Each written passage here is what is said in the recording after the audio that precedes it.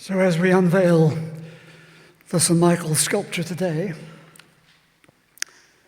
it is set in place to be a meaningful, significant presence for all who pause before it and for the generations that will come after us. The sculpture is an observable object. But if you look again, you see it is not only an object in front of you, you see it contains and carries a unique existential meaning for the way we might live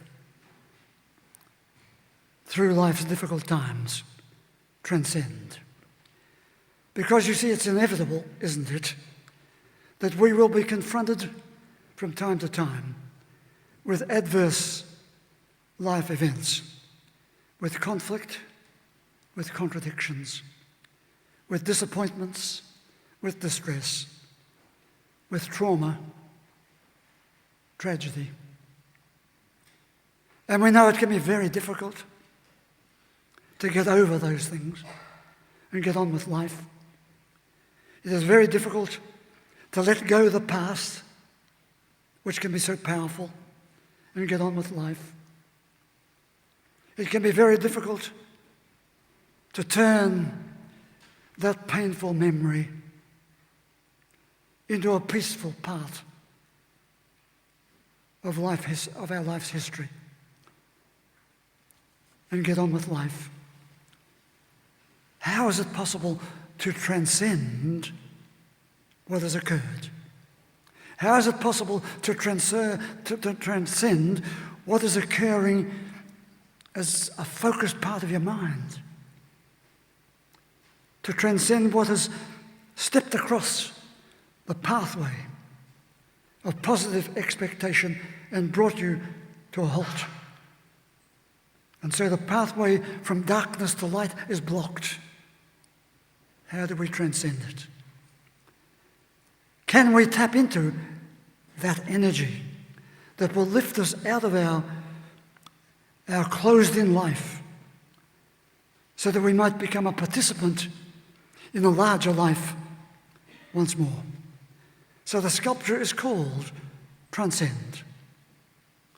In its outer and inner form, in its existential presence, it will be a continuing challenge for everyone to look at it and see the possibility of rising above your anger, your discontent, your distrust, your grief, your sorrow, your heaviness, and look again for that ripple of hope. That's what Senator Robert Kennedy called it many years ago, back in 1966, in fact. He said, each time a person acts to improve the life of others, they send forth a tiny ripple of hope.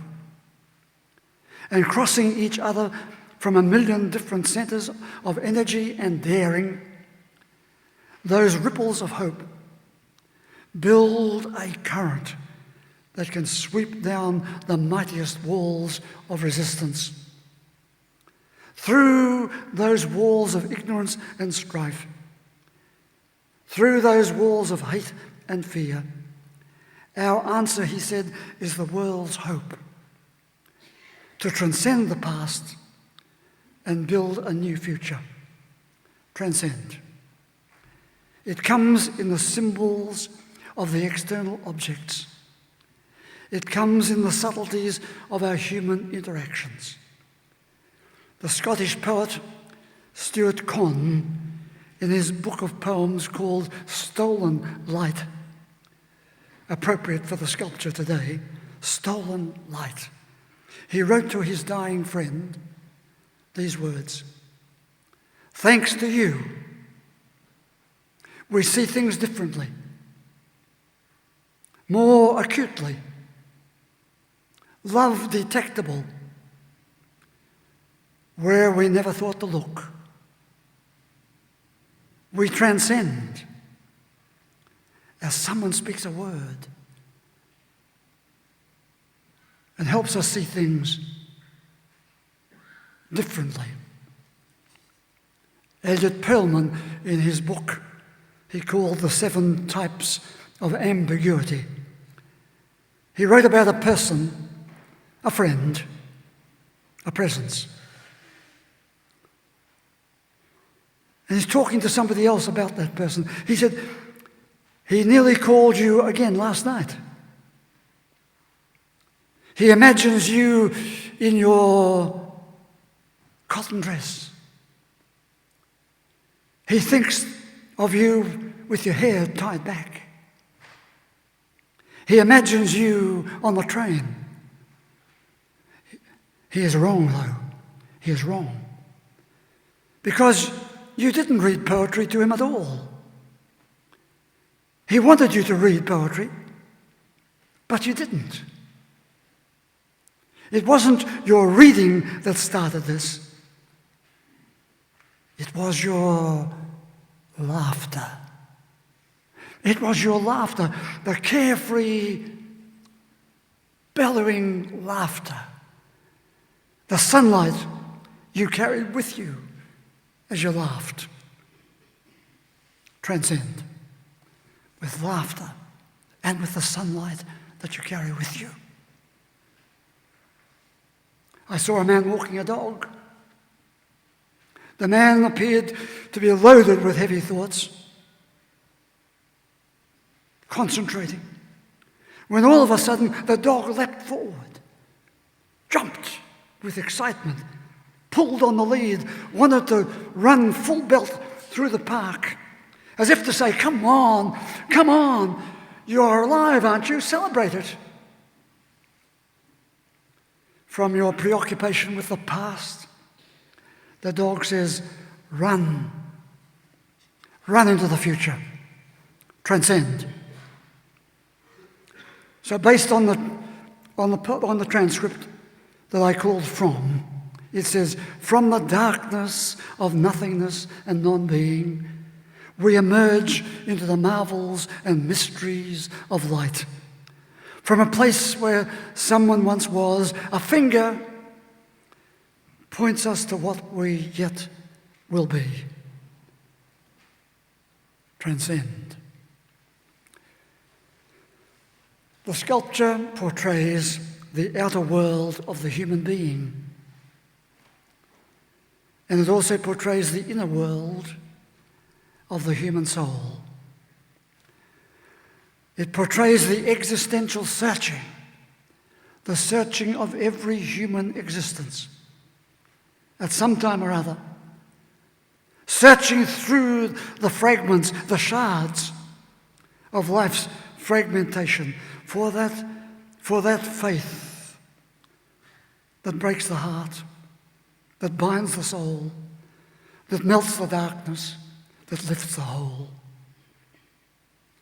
The discovery of our inner strength joins the transformation of celebrated light. So we hear it through the words, transcendence through imagination, through inspiration, through illumination, through insight, through idealization, through it all. And there's the invitation to rise above our stuck stagnations and become part of this new integration where the external symbols become internalized to give a different strength to our stirrings of the heart, our stirrings of who we are, what we are, how we can be more than we were. The pointing finger turns our eye to a better way, from shards and fragments round the cradle to the dying day. The pointing finger turns our eye to a better way, a faith that's new, a hope that's strong, a love that's kind, the best of soul, the best of spirit, the best of mind, the pointing finger. The sculpture today is the culmination and completion of the artworks of St. Michael's in this era. The internal restoration of the building, the windows, the chalice, the people's staff we carry each Sunday, Mingery, the quiet place, the coracle, the gardens surrounding this place in all their beauty, softness and inspiration, and the sculpture. They are external objects with the potential of being a dynamic part of our internal enrichment, not only for ourselves, but for our own renewing, resilient community. It's no secret that we're about to undergo a huge change in this place. And so as you undergo that change, we need to believe in what is so vital, that renewing, resilient community that has become a mark of this place. The sculpture unveiled today is surely unique in any church, probably in any place in Melbourne. There's nothing like it. And I thank Renee again and again for what she's done. An inspiring creation. Energy from the minds and hearts of several people placed here today to incite interest in us here and in congregations of the wider community, generations to come. What we place here today becomes just that for the future. It is a work of art,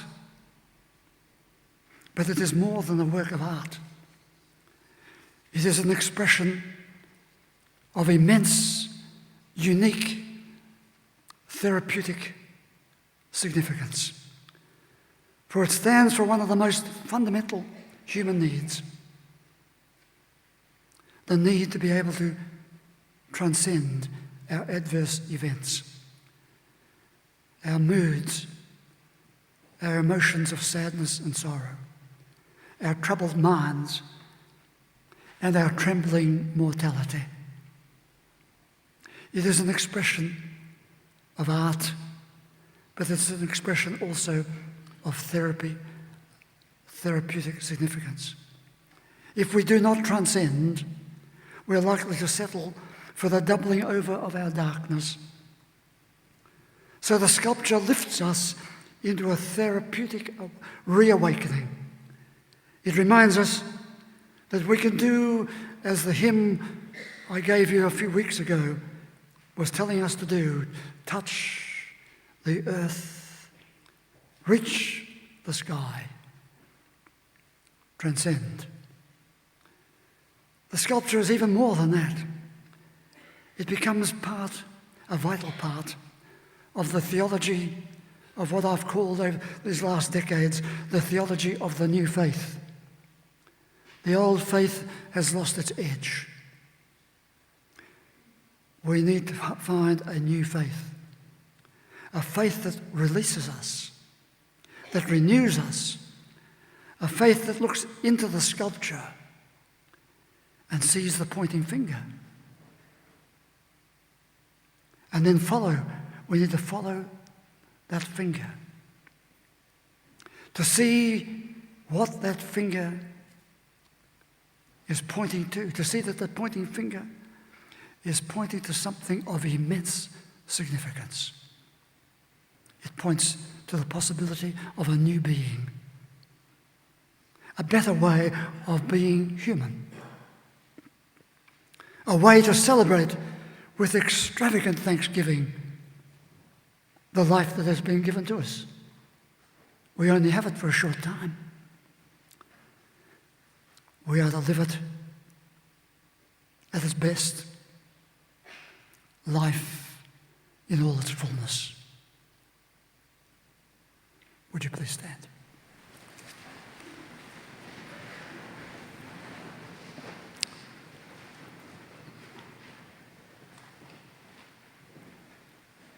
And we say, Our Father who art in heaven, hallowed be thy name. Thy kingdom come, thy will be done on earth as it is in heaven. Give us this day our daily bread, and forgive us our trespasses, as we forgive those who trespass against us. And lead us not into temptation, but deliver us from evil. For thine is the kingdom, the power, and the glory, forever and ever. Amen. And the blessing for this day, the blessing that you know, the blessing that we all need. May the God you see in all the colours of creation arouse in you a sense of awe and wonder. May the God who is a sacred presence be real to you. May the God who is a source of inspiration and courage keep calling you forwards. May your God go with you and bless you today and always.